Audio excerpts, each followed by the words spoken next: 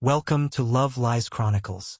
When Sarah sat me down in our living room and pulled out what looked like prepared talking points on her phone, I knew this conversation wasn't going to be the spontaneous heart-to-heart she was pretending it was. She had that rehearsed look on her face, the same one she used when presenting social media campaigns to clients. "David, I think we need to talk about us," she began, glancing at her notes. "I've been doing a lot of self-reflection lately, and I believe we should consider a mutual, respectful separation." There it was, the corporate buzzword approach to ending a 3-year relationship. She continued without waiting for my response, clearly working from a script. "We've grown in different directions, and I believe we both deserve to explore what truly makes us happy as individuals. We can do this maturely, David. We can remain supportive of each other's journeys and maintain a friendship built on respect and understanding." I sat there listening to her use phrases like conscious uncoupling and different life paths, while she kept checking her phone for the next talking point. The whole performance was so calculated, so sanitized, that I almost wanted to laugh. She was trying to rebrand our breakup like it was a corporate merger instead of the end of a relationship. But here's what really gave her away. Throughout this entire mutual conversation, she kept emphasizing how important it was that we remain friends and support each other's growth. She wanted to break up with me while keeping me emotionally available as her backup plan. Classic having your cake and eating it too. Instead of arguing or demanding explanations like she probably expected, I surprised her completely. "If that's genuinely what you want, Sarah, then let's make it as mutual and respectful as you've outlined." The look on her face was priceless. She clearly wasn't expecting me to agree so quickly and calmly. She started backtracking immediately. "Well, don't you want to talk about this more? Maybe we should think about counseling first, or taking a break instead of jumping straight to separation." But I was already done. If she wanted out using corporate speak and buzzwords, she was getting out. No drama, no pleading, no making a fool of myself trying to change the mind of someone who had clearly been planning this for weeks. "You said this was mutual, right? So we're both in agreement. Let's handle the practical stuff as professionally as you want to handle everything else." Over the next few days, her true motivations became crystal clear. While we were supposedly taking time to explore what makes us happy individually, her social media started telling a different story. Photos of her at trendy restaurants, cryptic posts about new chapters and finding yourself, and most tellingly, a new guy started appearing in her stories. Marcus, 31, personal trainer and aspiring influencer. Everything about him screamed temporary validation, the kind of guy who takes shirtless mirror selfies and calls them motivation posts. But Sarah was eating up the attention, posting workout videos with him and adding captions about discovering new passions. What made it even more obvious was the timing. I discovered through a mutual friend that she'd been in contact with Marcus for at least 2 weeks before our mutual conversation. She'd apparently met him at her gym and had been messaging back and forth, building up to her grand exit strategy. The whole separation speech wasn't mutual at all. It was her way of avoiding the guilt of outright cheating while positioning herself as the mature, thoughtful partner who was making a difficult but necessary decision for both our sakes. Meanwhile, she kept texting me about practical matters that weren't really practical at all. "How are you handling everything? I saw something that reminded me of you. We should grab coffee soon to talk through things." Each message was clearly designed to keep some kind of emotional connection alive while she explored her options. I kept my responses minimal and focused on the actual logistics of our separation. When she fished for emotional reactions, I gave her none. When she suggested coffee dates to talk as friends, I declined politely. I could see exactly what she was doing, and I wasn't going to play along. But here's where things got interesting. While Sarah was busy performing her new life on social media, I was making moves that would completely destroy her narrative. During our relationship, I'd always felt like Sarah looked down on my career in marketing. She worked for a trendy social media agency and constantly made comments about how I was too traditional in my approach to business. She'd roll her eyes when I talked about long-term strategy instead of viral campaigns, and she particularly enjoyed telling people at parties that I just didn't get the modern digital landscape. There was one person this always came up around: Victoria Chun, Sarah's former college roommate, who had started her own digital marketing consultancy and grown it into a multi-million-dollar business. Victoria was everything Sarah pretended to be, genuinely successful, confident without being boastful, and respected in her industry. Sarah had always been competitive with Victoria, but it was the kind of competition where one person is clearly winning and the other is just making noise. I remembered Victoria from Sarah's birthday party 2 years ago. While Sarah spent the entire evening trying to one-up Victoria's stories about her startup success, Victoria remained gracious and professional. I noticed how she observed Sarah's behavior with this slight smile, like she could see right through the performance, but was too polite to call it out. More importantly, I remembered Victoria mentioning that she was looking to expand her consultancy into our city but hadn't found the right local partner yet. A week after Sarah's mutual separation speech, I reached out to Victoria with a business proposition.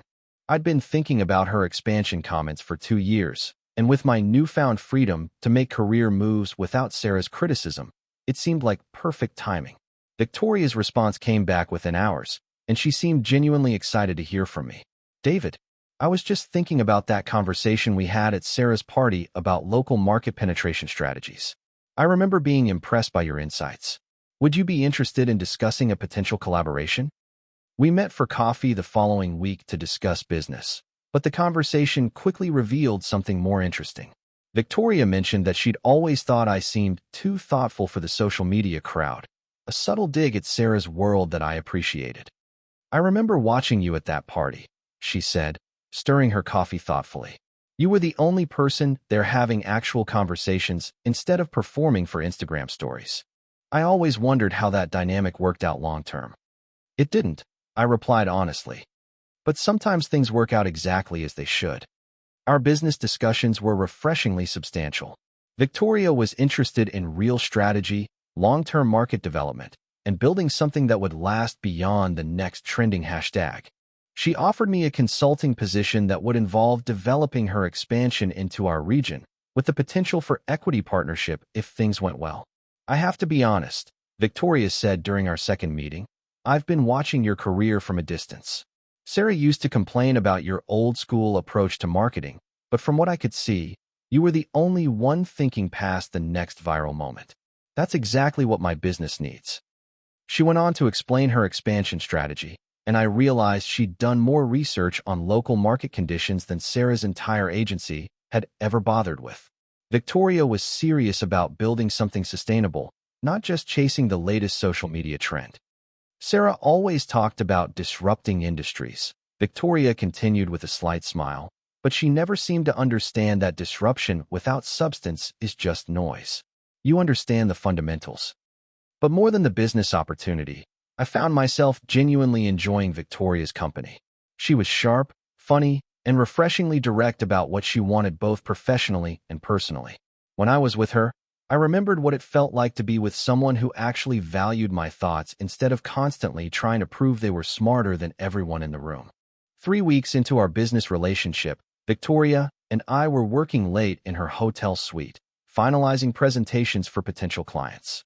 The conversation had moved from business to more personal topics, and she looked at me with this expression I couldn't quite read. "Can I ask you something?" she said. "What really happened with you and Sarah? Because the version she's been posting on social media about mutual growth and conscious uncoupling doesn't match the person I remember from college." I told her the truth about Sarah's calculated approach to the breakup, her corporate buzzword manipulation, and her obvious plan to keep me as emotional backup while she explored other options. Victoria nodded knowingly. "That sounds exactly like the Sarah I remember.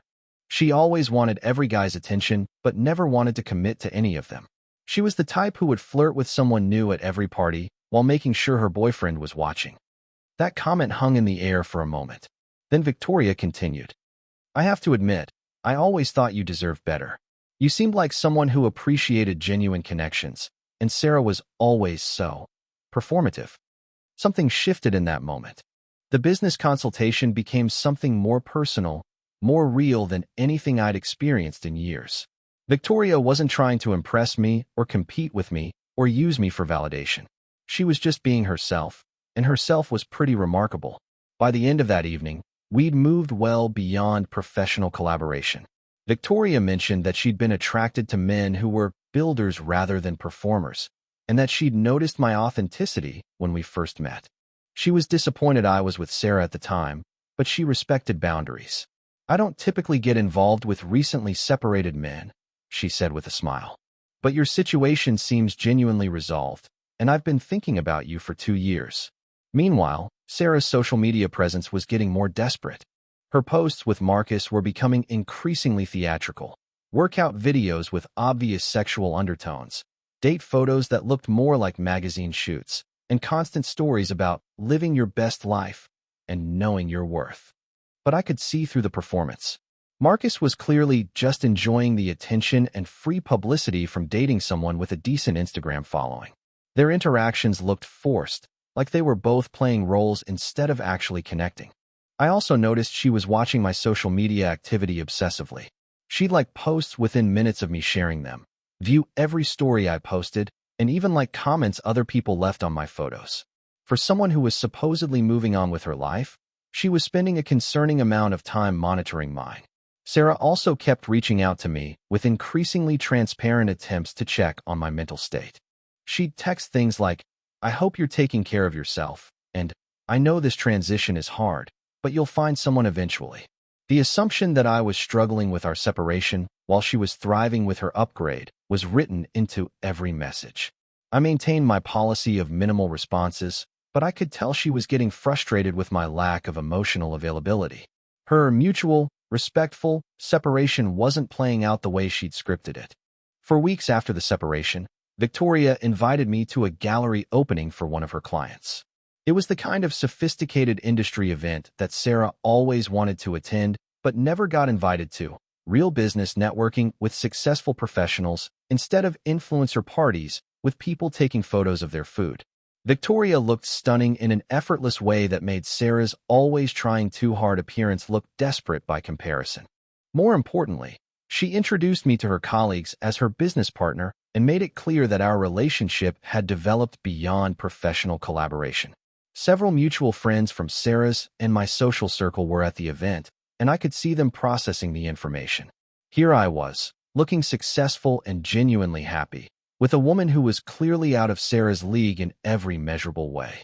The photos from that event started appearing on social media the next day.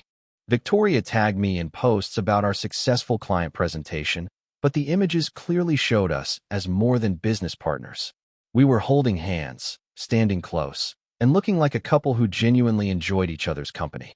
That's when Sarah's carefully constructed narrative started crumbling. I knew she'd seen the photos because the desperate texting started immediately. "Hey, I saw some photos from that gallery thing. You looked happy. We should catch up soon and talk about how we're both doing." Then came the friend reconnaissance missions. Sarah started reaching out to mutual acquaintances, supposedly to check in about me. Through one of these friends, I learned that Sarah was shocked to discover I was not only dating again, but dating someone she'd always been competitive with. She kept asking if you and Victoria were serious, my friend Mark told me. She seemed really thrown off by the whole thing.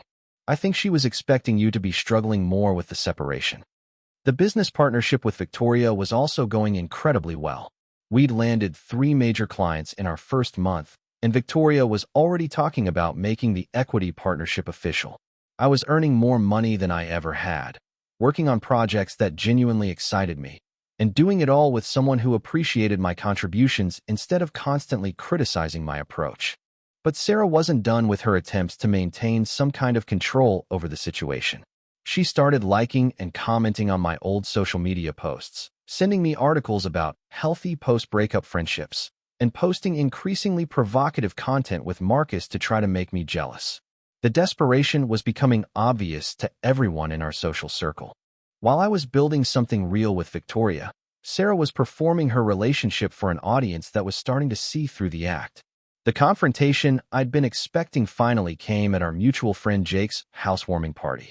I knew Sarah would be there, but Victoria and I weren't about to change our plans or hide our relationship because of Sarah's discomfort. We walked in together, and I could feel eyes on us immediately. Victoria was confident and natural, engaging in conversations and laughing genuinely. She wasn't putting on a show or trying to make anyone uncomfortable. She was just being herself. But Sarah couldn't leave it alone. She kept finding excuses to walk past us, hover near our conversations, and insert herself into group discussions we were part of. Each time, I'd acknowledge her with a polite nod and continue whatever I was doing. About an hour into the party, Sarah made her move. She approached us while we were talking to another couple and immediately tried to dominate the conversation. "Victoria, I didn't know you'd be here," she said with that syrupy sweet tone she used when she was being fake. "It's so nice to see you. How's the business going?" Victoria handled it perfectly. "Sarah, good to see you too. Business is excellent, thanks. David's been instrumental in our expansion. We make a great team." The emphasis on team wasn't lost on anyone, especially Sarah. I could see her processing the information, trying to figure out exactly what our relationship was and how serious it had become. Then came the passive-aggressive probing. "It's so interesting seeing you two here together," Sarah continued, clearly fishing for details. I just didn't expect." "When did this happen?" "That's when I decided to be direct. We started working together a few weeks ago, and things developed naturally from there. We're dating now." The color drained from Sarah's face. She clearly wasn't expecting such a straightforward answer, and she definitely wasn't expecting me to be dating someone she considered superior to herself. "Dating?" she repeated, like she couldn't process the information. That's great, I guess. I just thought maybe you'd give me a heads up or something. Since we agreed to stay friends and support each other." Victoria stepped in smoothly. "David speaks so highly of how maturely you both handled everything. It's refreshing to see exes who can truly want the best for each other."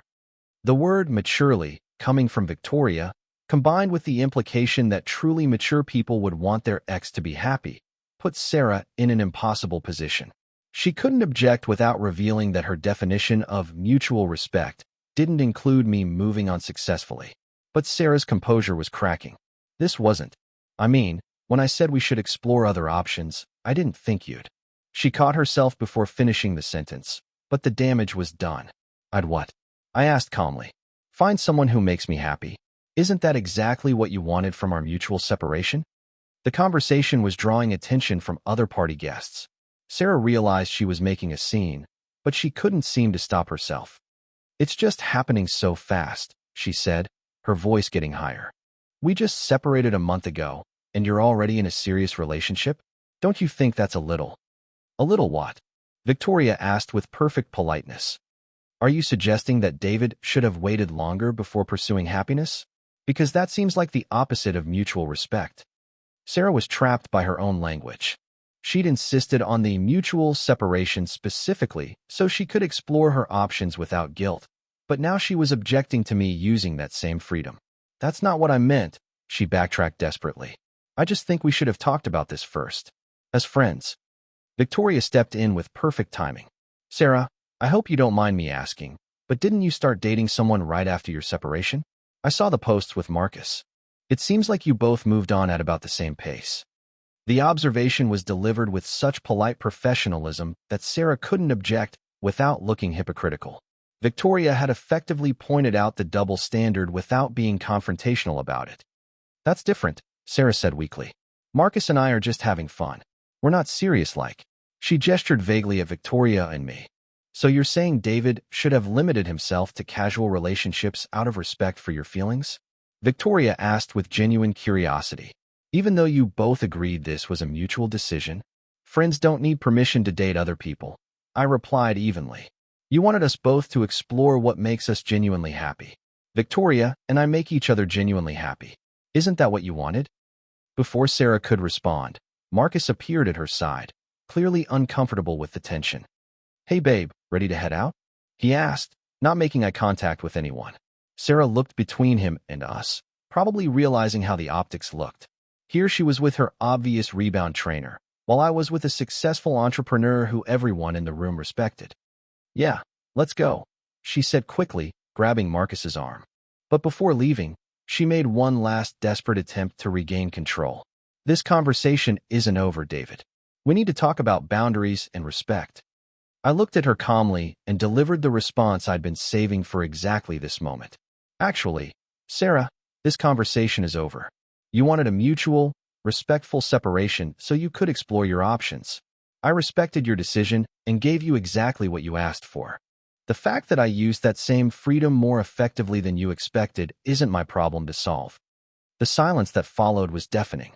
Everyone within earshot had heard the exchange, and they were all processing what had really happened with our mutual separation. Sarah stormed out with Marcus trailing behind her, clearly embarrassed by the scene she'd created. The party resumed, but I could hear the whispered conversations starting already. By tomorrow, everyone in our social circle would know exactly what had happened and why. Victoria squeezed my hand supportively. "Well handled," she said quietly. "Though I have to say, she's exactly as I remembered from college. Always wanting to control the narrative." The next few days brought a flood of messages from mutual friends who had witnessed the confrontation. Most were supportive, but they also revealed how Sarah had been manipulating the story from the beginning. "She told me you were having a hard time with the separation," one friend admitted. "She made it sound like you were struggling while she was being mature about everything. But seeing you two together, it's obvious that's not what happened at all." Another friend was more direct. "Sarah's been telling everyone that the breakup was mutual, but her reaction to seeing you with Victoria showed her true colors. Nobody who was genuinely happy about a mutual decision would have acted like that." But the most telling feedback came from Mark, who had known both Sarah and me for years. "Dude, I've never seen you look as happy as you did at that party," he said. "Whatever you and Victoria have, it's real. Sarah never brought out that side of you."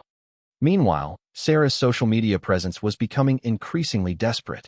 Her posts with Marcus were ramping up in frequency and intensity, but they looked forced and performative. She was also posting vague quotes about betrayal and people showing their true colors that everyone knew were directed at me. But the most satisfying development was professional. Victoria and I had been invited to pitch for a major account with a local tech company. The presentation was scheduled for the following week, and it represented exactly the kind of opportunity that could establish our partnership as a major player in the regional market. What we didn't know until the day of the presentation was that Sarah's agency was also pitching for the same account. Victoria and I walked into the conference room as the presenting team, both of us dressed professionally and carrying ourselves with the confidence that comes from genuine competence. We had prepared a comprehensive strategy that combined my market knowledge with Victoria's proven track record of scaling businesses. Sarah was already in the room when we arrived, and the shock on her face was immediate and obvious. Here was the man she thought she was trading up from, now presenting as an equal partner with someone she'd always been jealous of, competing for business at a level she'd never achieved. Our presentation was flawless. Victoria and I had developed a genuine working chemistry that translated into confident, coordinated delivery. We answered questions thoughtfully, provided specific examples from successful campaigns, and demonstrated exactly the kind of strategic thinking the client was looking for. Sarah's team presented after us, and the contrast was stark. Their approach was all flash and trending tactics with no substance behind the creativity.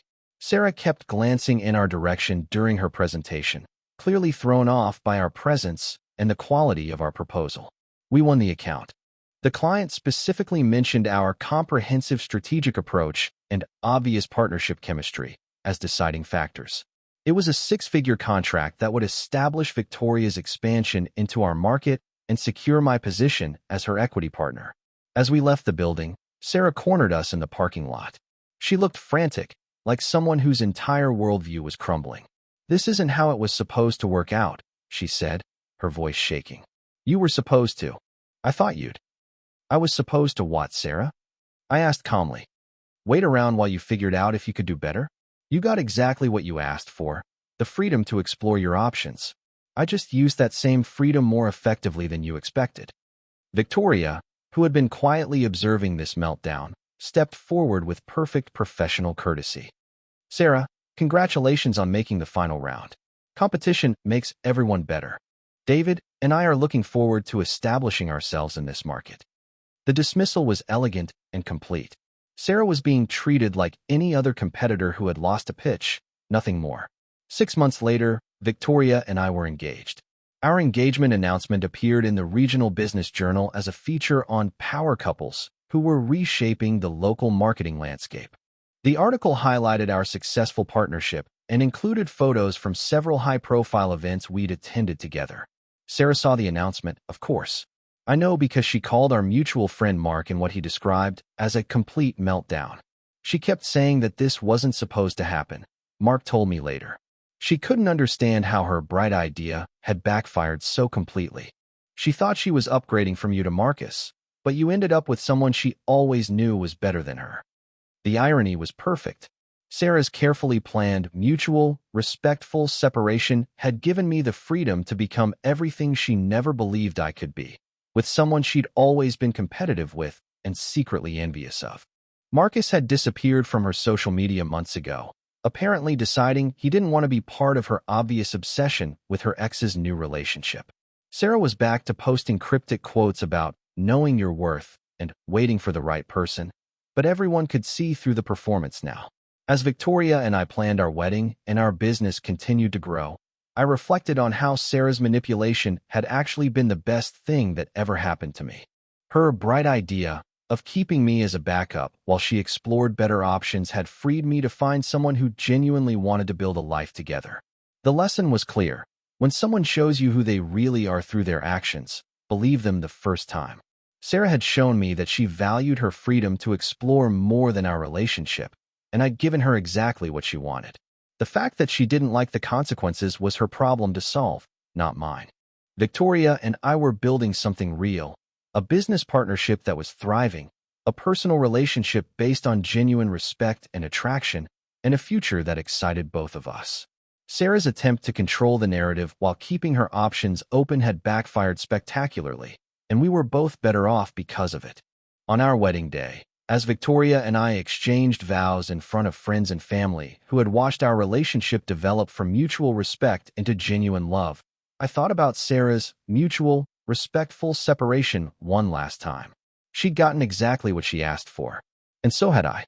When the minister asked if anyone had objections to our union, the silence was complete and comfortable. Sarah wasn't even invited, of course, but if she had been, she would have had to watch the man she'd underestimated marry the woman she'd always been jealous of. Her bright idea had indeed turned into her biggest regret, but it had also turned into my greatest opportunity. As Victoria and I walked down the aisle as husband and wife, I felt something I hadn't experienced in years with Sarah, genuine excitement about the future we were building together. Not a single regret about the path that had brought us here. Dear listeners, please share your thoughts in the comments, and do not forget to like, share, and subscribe to the channel.